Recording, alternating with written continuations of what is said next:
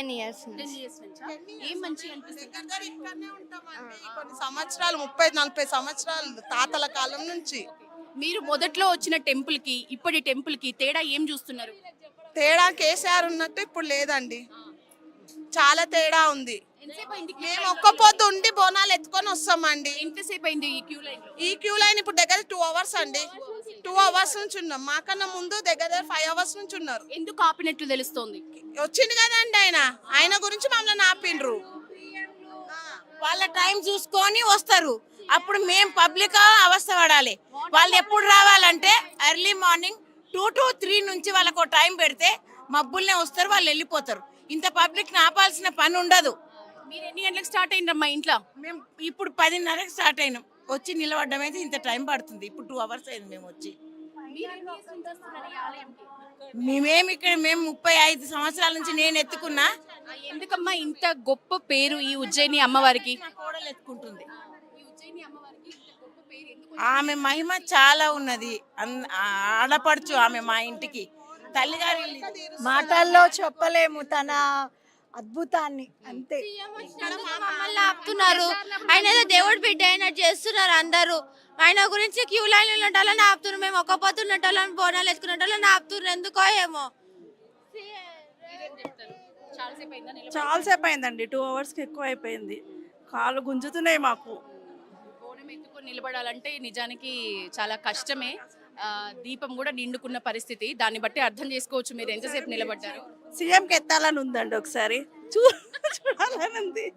వీళ్ళ బాధ, వీళ్ళ వ్యయ ప్రయాసలు ఏ స్థాయిలో ఉన్నాయో మనం తన మాటలో అర్థం చేసుకోవచ్చు. సీఎంకి బోనం ఎత్తితే తప్ప మా కష్టాలు అర్థం కావు అనే రీతిలో వీళ్ళు మాట్లాడుతున్నారు. ఎట్లా ఉందమ్మా ఈసారి పండగ? ఏం పండుగ చాలా సేపు అవుతుంది. ఎంతసేపు అయింది? 2-3 గంటలు అవుతుంది. ఇంతసేపు దాకా రేవంత్ కేసీఆర్ నాకు ఇట్లా లేకుండే జల్లి జల్లి అవుతుంది దర్శనం మాకు మంచిగా. ఇప్పుడు ఈయన వచ్చినా ఇంతసేపు ఆపిండు.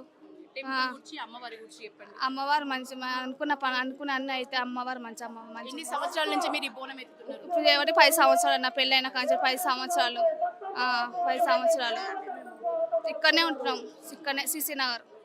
ఇక్కడి భక్తులే ఎక్కువగా బోనాలు ఇస్తారా అమ్మ ఈ అమ్మవారికి, లేకపోతే బయట వేరే ప్రాంతాల నుంచి కూడా బోనం ఇస్తారా? చాలా మటుకైతే తెస్తారు. మొక్కుకున్న వాళ్ళు తెస్తారు. మొక్కుకున్న వాళ్ళు వచ్చి అమ్మవారికి వచ్చి బోనం. మీరు ఎప్పుడు ప్రతి సంవత్సరం బోనమేనా, ఇంకా వేరే వేరే మొక్కులు కూడా ఉంటాయా? ప్రతి సంవత్సరం ఓన్లీ బోనమేనా? బోనమే.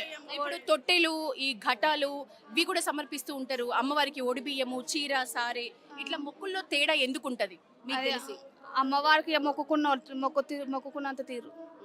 ఎవరు ఎట్లా మొక్కుంటారు? వాళ్ళు మొక్కుంటే ఎట్లా. నువ్వు టెంపుల్ గురించి మాట్లాడు. టెంపుల్ గురించి మేము చాలా మాట్లాడాలి. ఆమె ఉజ్జయిని నుంచి వచ్చింది. ఉజ్జయిని అమ్మవారి గురించి చెప్పు 2 మాటలు.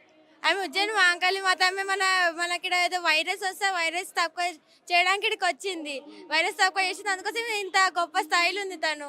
కాబట్టి మనం బోనాలు ఇంత గొప్ప స్థాయిలో తీసుకోవాలంటే మనకి లైన్ కావాలి కదా, స్పేస్ ఇవ్వాలా.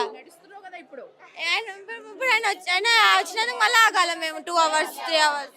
అది ఆపి అయితే క్యూ లైన్ నడుస్తుంది. దీని మీద అయితే భక్తులు నిరసన గలాన్ని వినిపిస్తున్నారని చెప్పొచ్చు. నిజానికి బోనము ఎత్తడం అంటే అమ్మవారికి స్వయంగా మనము భోజనాన్ని ఇస్తున్నాము.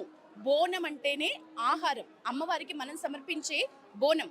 ఆ బోనంని భక్తులందరూ తమ మొక్కుల విధిగా కొంతమంది పసుపు అన్నం, కొంతమంది బెల్లంతో చేసిన అన్నం, అట్లా వారి ఇష్టానుసారం కుండలో కానీ రాగి బిందె, ఇత్తడి బిందె ఇట్లాంటి వాటిలలో తీసుకొస్తారు. మనం బోనం అంటేనే భోజనం అనే ఆహారం అనే పదార్థాలతో ఈక్వల్గా చూస్తున్నప్పుడు వీళ్ళు ఈ బోనాన్ని సమర్పించే వరకు కూడా వాళ్ళు ఆహారం తీసుకోరు. ఖచ్చితంగా పస్తులు ఉంటారు. సో ఈ ఉపవాసం దీక్ష విరమించాలన్నా కూడా వారు అమ్మవారికి బోనాన్ని సమర్పించిన తర్వాతే.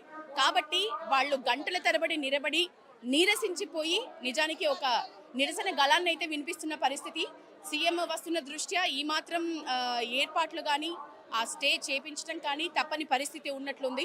సో ఓవరాల్గా అయితే భక్తుల్లో కొంత నిరసన గలం అయితే వినిపిస్తోంది. ఉదయం నుంచి సుమారు మధ్యాహ్నం వరకు కూడా క్యూ లైన్లో కిక్కిరిసిపోయి ఉన్నారు, నిలబడిపోయి ఉన్నారు. ఇది ఒకవైపు మాత్రమే. ఏదైతే బాటా షోరూమ్ ఉంటుందో మెయిన్ రోడ్ మీద ఆ లైన్లో పరిస్థితిని మనం చూస్తున్నాం. ఇంకా టెంపుల్ దగ్గరి పరిస్థితి, ఆ ఆలయం ప్రధాన ఆలయం ఏదైతే ఉందో, గర్భగుడి ఏదైతే ఉందో చుట్టుపక్కల పరిస్థితి ఎట్లా ఉంది చూపించే ప్రయత్నం చేస్తాం. వెళ్దాం రండి. మనతో పాటు దక్కన్ మానవ సేవా సమితి కమిటీ చైర్మన్ ఎప్పుడు ఇక్కడికి బోనాలు